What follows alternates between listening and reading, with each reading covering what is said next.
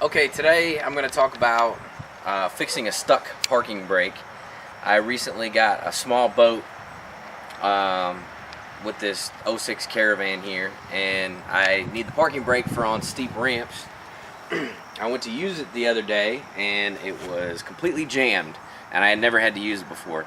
And a lot of the times they will get like that because people don't use them. So you might have a van like this and went to finally use it when you parked on a hill at a shopping center or something and realized, hey, it doesn't work. So I'm going to show you how to, without taking all of the brake assembly apart, how you can get it unstuck, which is fairly easy if you have some basic technical knowledge. So the one thing is I didn't think to take the video until I had already taken everything apart. So you're going to have to use some of your imagination and some of your basic skills. I've already taken the caliper and the rotor off of the rear. These are rear disc brakes on this van.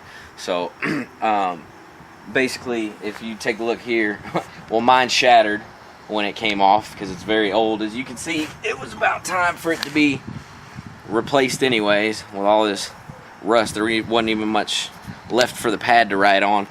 So it's good I took them off anyways, even though that's not why I took them off. But once you get the caliper and the rotor off, what you're going to see is this assembly right here. And this is the actual parking brake that when you push down on the pedal inside, this will expand out onto the inside of the drum of your disc rotor. Yes, a drum on a disc. So most of the time, if you can somehow get it on here, most of the time what freezes up, can you see back here? Most of the time when it freezes up, it's this mechanism right here where my finger is, which leads to the front and controls a slide that'll push these out. And when it doesn't get used for a long time, you see this little pin right inside here where I'm pointing. Can you see that on camera? That is what seizes up typically. So sometimes it might be so bad that you're gonna have to take it apart and either replace that, or you can take that out and work it on a vise and get it to move again maybe. But a lot of the times you can get it off or get it moving without taking anything apart except for what I already have. So granted that I already did it and got it unstuck, let's just say that it still was stuck. What I would do is, once I'm at this point, take a can of WD-40 or any type of, my preference is PB Blaster, but I just didn't have any handy. This is what I had.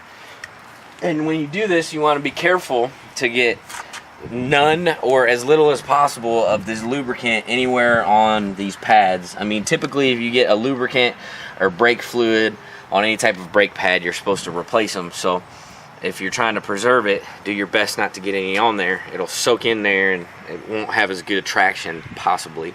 So what you would do if it was stuck is you would come up in here and you just want to spray, all up in here where these moving mechanisms are, the spring that retracts it back and this sliding mechanism here that pushes it out when you push on the brake pedal. And if you're careful, you know, you're not getting any on the pad, it'll come down and drip down through the bottom and stay away from the pad. And even spray this adjuster mechanism down here.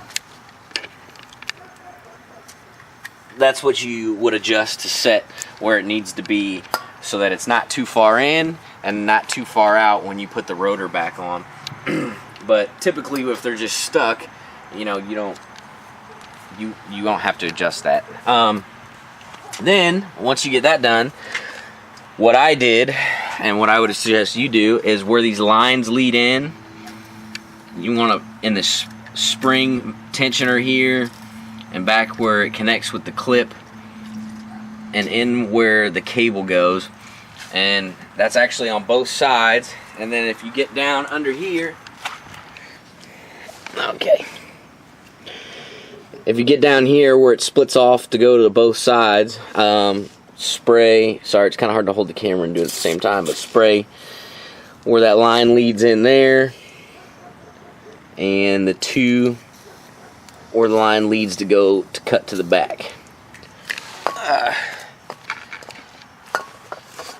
Then, after you do that, you want to let it sit, I'd say 20 minutes or so. Just let that penetrant kind of soak in and break things free a little. And don't expect it to just be right away, instant free up, because you're going to have to go back to your pedal. Before, likely it wouldn't move at all, and you're just going to want to press it a little bit. It's not going to want to go down all the way, and you don't want to force it because you don't want to damage the cable. So you just kind of want to pump it a little bit, as much as it'll let you, to try and break it free. And you might get it down to 1 or 2 clicks and then snap it back. 1 or 2 clips, snap it back. Once you get it moving a little, go back and re-lubricate it all again and let it sit another 20 minutes. And gradually keep pumping it until you can get deeper and deeper, and eventually it should free up enough to where you can push the pedal all the way down. And once you push the pedal all the way down, you know you should be good. And you can go back and check. Can you put the camera on this part right here? So, as she's pointing at there, if you have a second person to look, or you do it and you get out, as I press it, you can see it expand out so it's no longer stuck. And you want to make sure it's good on both sides that way. And then you put everything back together and you should have a working parking brake without having to mess with all of the shoes and springs and retainers and all that. Hopefully that benefits somebody out there without having to do the extra work. And I appreciate you watching. Thank you.